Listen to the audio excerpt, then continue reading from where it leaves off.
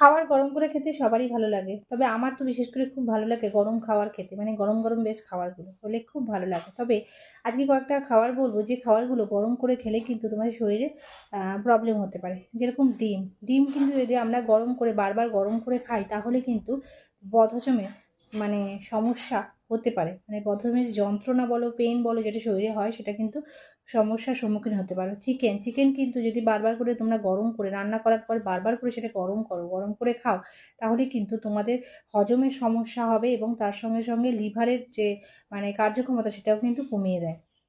তাই সাবধান। পোড়া তেল, পোড়া তেল কিন্তু আমাদের ক্যান্সারের ঝুঁকি বাড়ায়, তাই পোড়া তেল কিন্তু একদমই খাওয়া উচিত না এবং তার সঙ্গে সঙ্গে পেটের সমস্যাটাও কিন্তু হয়। ওকে।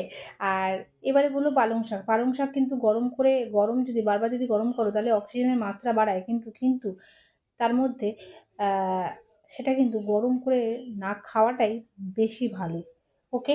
তাহলে আজকে এই কটা টিপস বললাম, এই কটা টিপস তোমরা অবশ্যই মেনে চলো এবং বারবার করে এই খাবারগুলো গরম করে খেও না, কারণ স্বাস্থ্যই কিন্তু আমাদের সম্পদ। তাই তো, শরীর যদি ভালো থাকে, সুস্থ থাকে, তাহলে আমরা মানে নিজেরাও ভালো থাকবো, আমাদের আশেপাশে সবাইকে ভালো রাখতে পারবো। তাই আজ থেকে একটু সাবধান হয়ে যাও। আশা করি তোমাদের এই টিপসটা ভালো লাগলো। অবশ্যই তাহলে লাইক তো করাই যায়, তাই না? Thank you.